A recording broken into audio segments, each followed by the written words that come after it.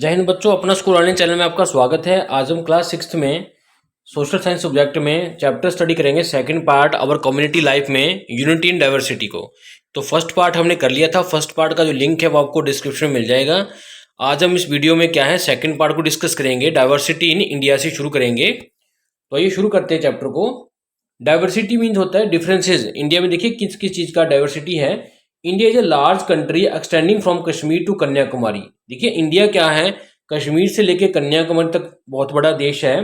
From Arunachal to the Ankleshwar, तो अरुणाचल से अंकलेश्वर तक बहुत बड़ा एक देश है जो फैला हुआ है। वैरायटी ऑफ क्लाइमेट कंडीशन यहाँ पे, सॉइल जो मिट्टी भी हमारी कई टाइप्स की है। इरिगेशन के मेथड्स भी अलग अलग तरह के यूज़ करते हैं पूरे देश में।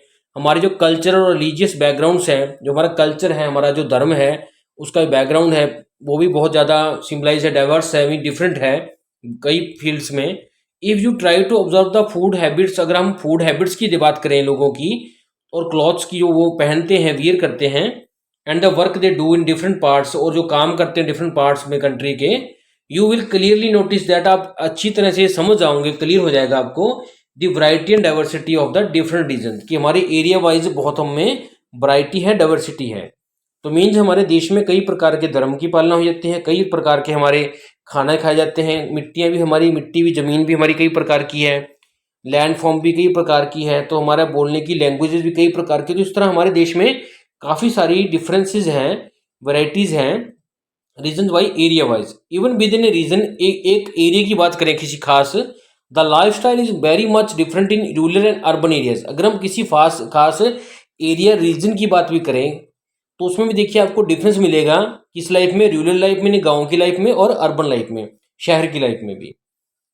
तो it is so because the life style of the people is directly related to their physical surrounding. तो इसका कारण क्या है, जो लोगों का लाइफ स्टाइल है, लाइफ जीने का तरीका है, वो डायरेक्टली मीन्स सीधा किससे रिलेटेड है, उनकी फिजिकल सराउंडिंग से, कि उनका आसपास कैसा है। तो गांव में लोग देखिए गांव के हिसाब से रहते हैं, शहरों में शहरों के हिसाब से रहते हैं, जैसा क्लाइमेट उस हिसाब से रहते हैं। तो influenced by the various historical, geographical, social, economical factors, diversity in India has provided S a glorious past and rich culture heritage.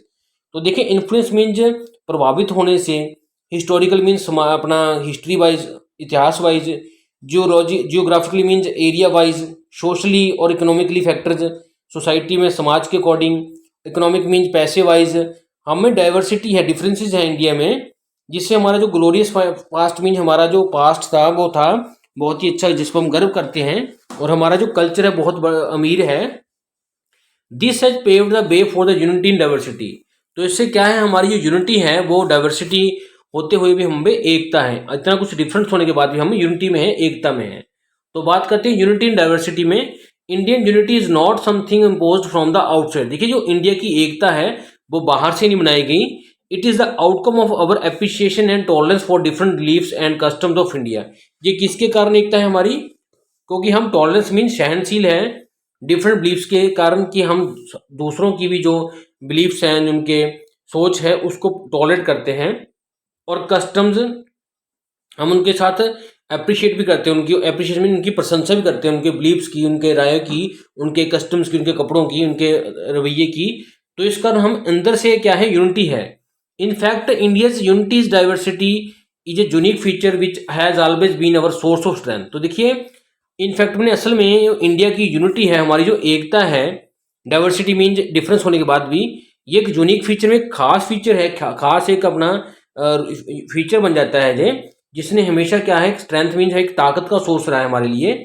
For example the harvest festival are celebrated all over the country. जो harvest का festival होता है, जब फसलें काटी जाती है, वो फेस्टिवल सभी जगह मनाया जाता है कंट्री में, at the time of harvesting the crops, जब फसलों को काटते हैं तब। The happiness farmer is express through the festival. तो जो किसान होते हैं देखिए वो अपनी हैप्पीनेस किस तरह दिखाते हैं फेस्टिवल्स के द्वारा, जैसे कि बैसाखी में वो बैसाखी फेस्टिवल बनता है पंजाब में, ओनम फेस्टिवल होता है केरला में इसी दिन, इसी का कारण, और पोंगल नाम का फेस्टिवल जो होता है तमिलनाडु में। सिमिलरली इसी तरह ही गरबा नृत्य of Gujarat, Bihu dance of Assam, और झूमर डांस ऑफ राजस्थान क्या है, वाइडली रिफ्लेक्ट करता है उनके कल्चर को, उनके ट्रेडिशन में, उनके रीति रिवाजों को, उन कम्युनिटीज़ का जो उन रीजन्स में है। तो मीन्स असम में वेहू डांस है, अपना गुजरात में गरबा करते हैं, और जो हमारा राजस्थान में झूमर करते हैं, डांस करते हैं इस तरह से। तो richness of Indian tradition lies in the belief that all culture are equal. तो जो हमारे रिचनेस मीन हमारा अमीरीपन है, इतना हमारे पास इतने ज़्यादा ट्रेडिशन या रीति रिवाज है, ये किसका कारण है? हमारी सोच के बिलीफ्स के कारण, क्योंकि हम सभी कल्चर्स को बराबर समझते हैं। We Indians feel proud of our rich culture heritage. हम को इंडियंस को क्या है? मान है, बहुत गर्व है इस बात का कि जो हमारा कल्चर है बहुत तगड़ा है, बहुत डाइवर्सिटी है इसमें। Our respect and faith in this culture diversity has kept India united and integrated। हमारे इसी विश्वास फेथ के कारण जो हमारा कल्चरल की डाइवर्सिटी में डिफरेंस होने के बाद भी इंडिया क्या है? यूनाइटेड, एक है, और इंटीग्रेटेड मीन्स एक ही हिस्सा बना हुआ है। तो देखिए ये डायग्राम में दिखा रखा है मैप में कि पंजाब में बैसाखी मनाई जाती है, गुजरात में गरबा डांस किया जाता है इस तरह से, और ओनम के त्योहार में केरला में देखिए इस तरह से डांस किए जाते हैं, और बेहू डांस असम का बताया गया इस तरह से करते हैं। तो मीन्स अलग अलग एरियाज में अलग अलग तरह के डांसेज हैं। तो बात करते हैं inequalities and constitutional provision to safeguard them. तो हमारे देखिए इनइक्वलिटी मीन असमानताएं हैं, और कुछ कॉन्स्टिट्यूशन मीन हमारे जो कॉन्स्टिट्यूशन है हमारा, जो उसने कुछ हमें प्रोविजन दिए हैं उनको सेफ गार्ड करने के लिए, सेफ्टी के लिए, तो उसकी बात करेंगे। अनफॉर्चुनेटली, बदकिस्मती से, increasing social and economical equalities, हमारे समाज में कुछ कमियां हैं, भेदभाव हैं जो बढ़ रहे हैं, जो और पैसे वाइज भी भेदभाव हैं, जो कि both in rural and urban area, जो कि गांव में भी है शहरों में भी है। Had led to the more discrimination in society, जिसके कारण सोसाइटी मीन्स समाज में काफ़ी डिस्क्रिमिनेशन मीन्स भेदभाव हो गए हैं। और there are various reason for it, इसके लिए कई कारण हैं। In our day to day life, हमारी रोजाना जीवन में, we find that poor and the downtrodden are being exploited and ill treated by the rich. हम देखिए हमारी रोजाना जिंदगी में देखते हैं जो लोग गरीब हैं, डाउन रोटर मीन जो निचले स्तर पे हैं, उनको देखिए एक्सप्लोटेड मीन उनको उनका फायदा उठाया जाता है, उनको कम पैसे देकर काम करवाया जाता है, और उनको इल ट्रीटेड मीन अच्छा ट्रीट नहीं किया जाता, किनके द्वारा? जो लोग रिच हैं, जिनके पास पैसा है। The followers of the one religion look down upon others, जो देखिए एक धर्म के लोग हैं वो दूसरे धर्म को नीचा सोचते हैं। पीपल स्पीकिंग डिफरेंट लैंग्वेज, लोग जो हैं अलग अलग तरह की लैंग्वेजेस बोलते हैं। इश्यूज अलग अलग हैं। Man folk and exploiting the womens, तो देखिए औरतों को कम पैसे दिए जाते हैं, एक्सप्लोटेशन किया जाता है उनका। तो दीज टाइप ऑफ डिफरेंसेस जो हैं can not be called form of diversity. तो इन डिफरेंसेस को, इन मतभेदों को हम डाइवर्सिटी नहीं कह सकते, वट दे आर इनइक्वलिटी, इनको हम इनइक्वलिटीज कहेंगे जो कि गलत है, प्रीजुडाइसेस कहेंगे और डिस्क्रिमिनेशंस कहेंगे। तो इनका मतलब समझते हैं। प्रीजुडाइस क्या होता है? Means pre conceived notions one might have against any religion, किसी एरिया वाइज, किसी धर्म के वाइज, किसी कलर के अकॉर्डिंग, किसी इंसान के स्किन के, किसी देयर एसेंट, उनके पूर्वज के अकॉर्डिंग, उनकी लैंग्वेज के अकॉर्डिंग जो बोलते हैं उनके कारण उनके उनसे भेदभाव करने इसको कहते हैं प्रीजुडाइसाइज, जो पहले से हमने सोच रखा है कि इस टाइप के लोगों को हम इस तरह से डील करेंगे। डिस्क्रिमिनेशन क्या है? Happens when people act on their prejudice, जैसे कि हमने सोच रखा था कि इस बोली वाले को, इस तरह के कपड़े पहनने वाले को, इस तरह के लोगों को, इस तरह कलर वाले को, इस तरह के धर्म वाले लोगों को ऐसा सोच रहे हैं, इस तरह की भेदभाव करना किसी सच को कहते हैं डिस्क्रिमिनेशन। तो ब्रिटिशर्स ने क्या था? डिस्क्रिमिनेट किया था इंडियंस को, क्योंकि वो सोचते थे, जो हमारे उनकी फीलिंग्स थी कि हम लोग इन्फीरियर हैं और वो लोग सुपीरियर हैं। तो प्रीजुडाइज से ही डिस्क्रिमिनेशन पैदा होती है। तो मैनी सोशल रिफॉर्मर्स, कई समाज सेवक थे, जैसे राजा राम मोहन राय, ईश्वर चंद्र विद्यासागर, स्वामी दयानंद सरस्वती, बाल गंगाधर तिलक और मैनी मोर, और अनेक ऐसे और थे, have already done a lot to get the rid of this inequality, जिन्होंने इन असमानताओं को खत्म करने के लिए और सोशल बुराइयों को खत्म करने के लिए बहुत कुछ किया, जैसे कि untouchability, gender wise, unemployment, literacy sector, जो कि हमारी सोशल इविल्स है, बुराइयां हैं। अनटचेबिलिटी मीन किसी को छूत समझना भी अच्छा नहीं है। जेंडर वाइज मीन किसी से आदमी मर्द होने के कारण भेदभाव करना, उनको कम पैसे देना। अनएम्प्लॉयमेंट, कोई एम्प्लॉयड है, कौन अनएम्प्लॉयमेंट है, कोई बेरोजगार बेसिस पे किसी से भेदभाव करना। इलिटरेसी मीन्स अनपढ़ता के कारण किसी से भेदभाव करना। इन चीज़ों को, सोशल बुराइयों को, सोशल इविल्स को भी इन्होंने खत्म करने की कोशिश की। इवन देन मैनी अपनी evils are still wide spreading in India, लेकिन आज भी कुछ बुराइयां जो है हमारे यहाँ पे फैल रही हैं। तो देखिए जी, इनकी फोटोग्राफ्स है राजा राम मोहन राय की, ईश्वर चंद्र विद्यासागर की, स्वामी दयानंद सरस्वती की, बाल गंगाधर तिलक की, जो सोशल रिफॉर्मर्स थे, समाज सुधारक थे। When the constitution of India was being framed, जब हमारा संविधान बनाया गया था, अवर नेशनल लीडर, जो हमारे लीडर्स थे नेशनल लेवल पे, केप्ट दिस इन माइंड, उनके माइंड में ये बात थी।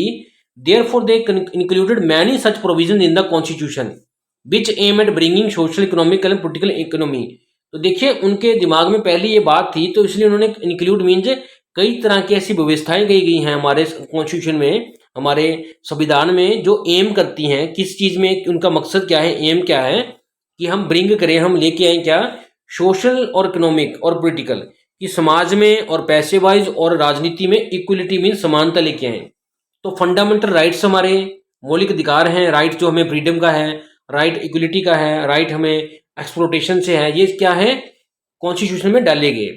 तो similarly the directive principle of state policy, कुछ जो रूल्स थे वो स्टेट के लिए बनाए गए, गाइड करने के लिए गवर्नमेंट को डिफरेंट लेवल्स पे, कि वो प्लान करेगी, एक्ट करेगी उनके अकॉर्डिंग।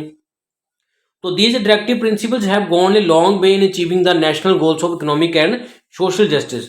तो ये प्रिंसिपल जो स्टेट्स को दिए थे, इन्होंने क्या है लॉन्ग वे में, बड़े लंबे टाइम में किया, अचीव क्या किया, नेशनल गोल, जो कि हमारे राष्ट्रीय गोल थे, हमारे जो एम थे, मुद्दे थे, कि हम इकोनॉमिक मीन पैसे वाइज और सोशल वाइज सबको जस्टिस देंगे, इक्वल रखेंगे।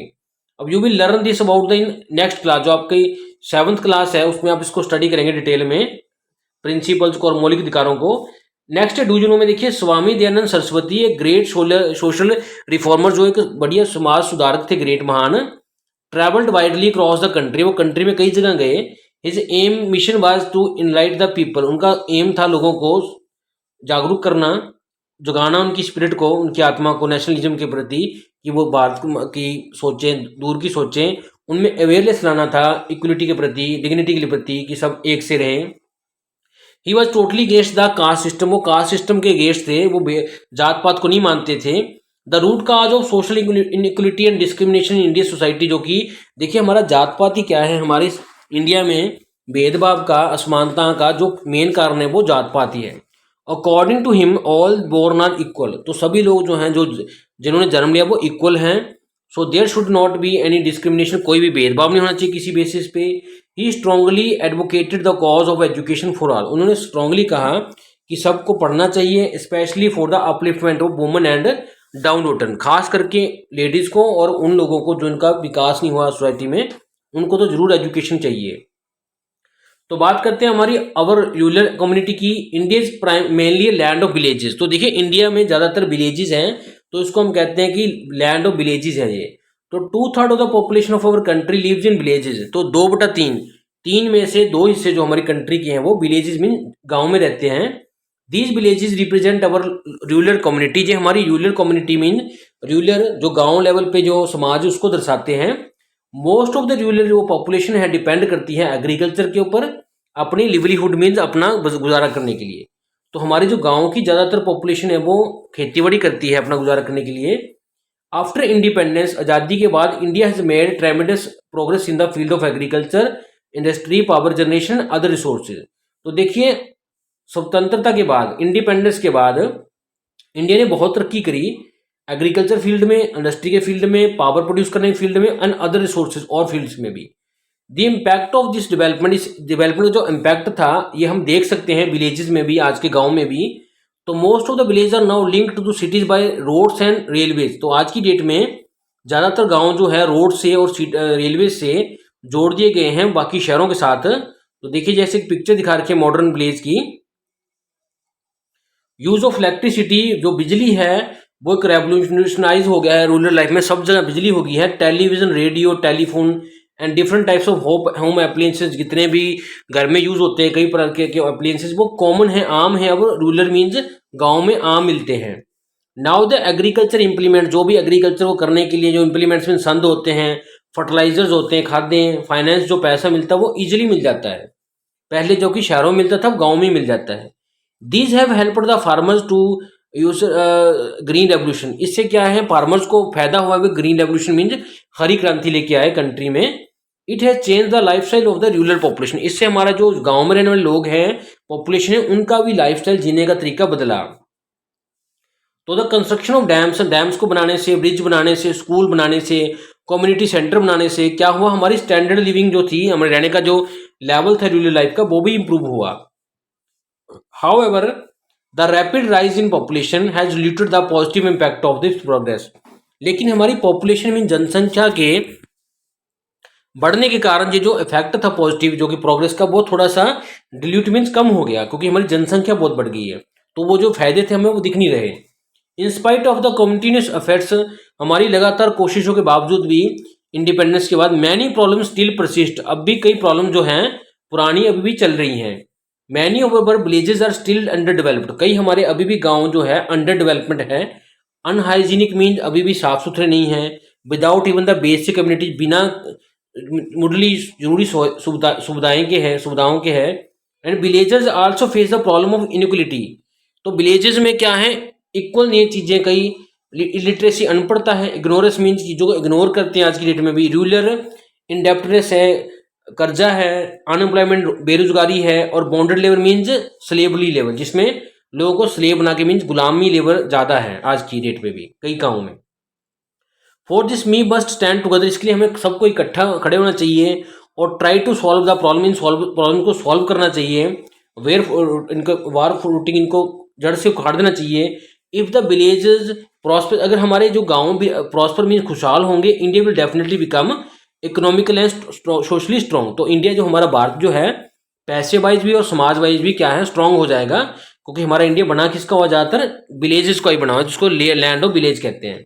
तो बात करते हैं डिवीजनों में, ग्रीन रेवोल्यूशन की, हरी क्रांति की, जो कि शुरू हुई थी इंडिया में इन द 1960s। इसने क्या किया था, इंक्रीज कर दिया था हमारा प्रोडक्शन का, क्रॉप्स के प्रोडक्शन, जैसे कि कणक का, राइस का। तो MS स्वामीनाथन जो थे उनको फादर ऑफ ग्रीन रेवोल्यूशन कहा जाता है, इनको फादर ऑफ ग्रीन रेवोल्यूशन कहा जाता है। Punjab was the first state, Punjab पहली ऐसा राज्य था जिसने ट्राई किया था न्यू क्रॉप्स को लगाना। और सेकंड ग्रीन रेवोल्यूशन जो था वो 2009 में हुआ था, जो कि ईस्टर्न स्टेट्स में हुआ था इंडिया की। देखिए life in town cities in comparatively smooth and comfortable, जो देखिए लाइफ है हमारे शहरों में वो गांव के मुकाबले में ज़्यादा क्या है, स्मूथ है, बढ़िया है और कंफर्टेबल आरामदायक है। ड्यू टू द इंडस्ट्रियलाइजेशन, देखिए इंडस्ट्री के कारण जो जॉब अपॉर्चुनिटीज़ है, जो जॉब के चांस है मिलने के, वो भी देखिए बहुत ज़्यादा हैं शहरों में, सिटीज़ में। द बेसिक कम्युनिटीज़ मीन जो ज़रूरी सुविधाएं हैं, जैसे कि ड्रिंकिंग वाटर की बात करें, इलेक्ट्रिसिटी की बात करें, डिस्पेंसरीज की बात करें, दवाइयों की, हॉस्पिटल की बात करें, अस्पतालों की, स्कूल एंड कॉलेज की बात करें, या अवेलेबिलिटी ऑफ गुड्स, सामान की बात करें जो हमें चाहिए डेली रिक्वायरमेंट्स के लिए, और फूड की बात करें, टेक्सटाइल की, कपड़ों की बात करें, चाहे हार्डवेयर आइटम्स की बात करें, वो अवेलेबल हैं अबंडेंस में, बहुत ज़्यादा मात्रा में हैं ये चीज़ें शहरों में। तो this has attracted the people from the rural areas to come and settle in cities, तो इसके कारण क्या था, जो लोग हमारे गाँव के हैं वो अट्रैक्ट हो रहे हैं शहरों की तरफ, शहरों की तरफ। तो रूरल एरियाज में क्या है, वो रूरल एरिया से क्या है सेटल हो रहे हैं अपने सिटीज़ में।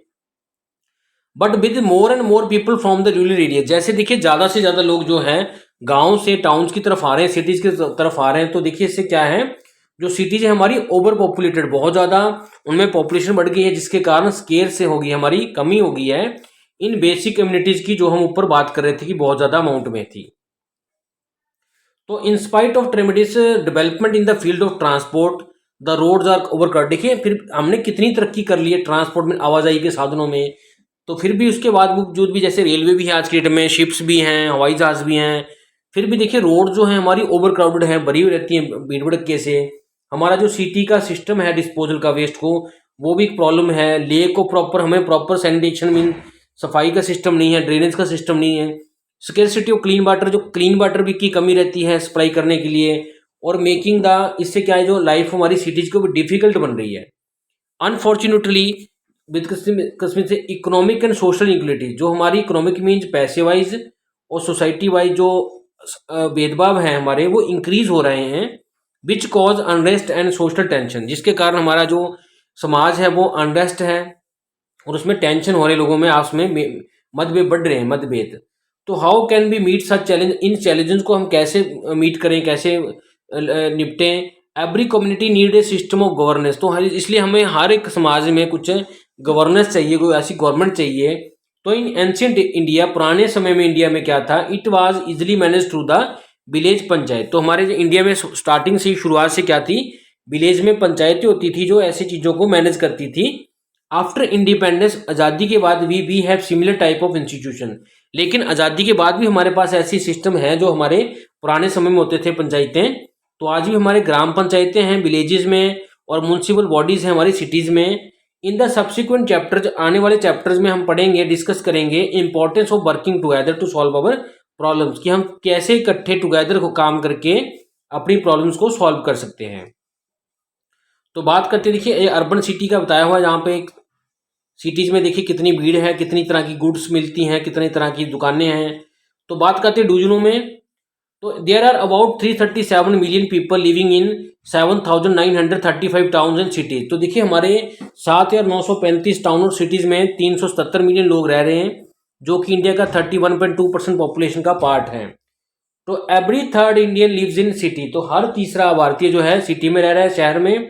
Nearly 2 out of every 5 people, तो नियरली देखिए 5 में से जो 2 लोग हैं वो सिटीज में ऐसे हैं जिनको कि पानी नहीं मिलता, टैप वाटर में पानी नहीं मिलता। देयर आर मोर देन 1600 प्रकार की लैंग्वेजेस हैं जो बोली जाती है हमारे इंडिया में। And there are more than 100 dance forms in India, तो इंडिया में देखिए 100 से ज़्यादा टाइप के क्या है डांसेस हैं जो अलग अलग तरह से किए जाते हैं। तो उम्मीद करते हैं आपको वीडियो अच्छी लगी होगी। Thanks for watching this video.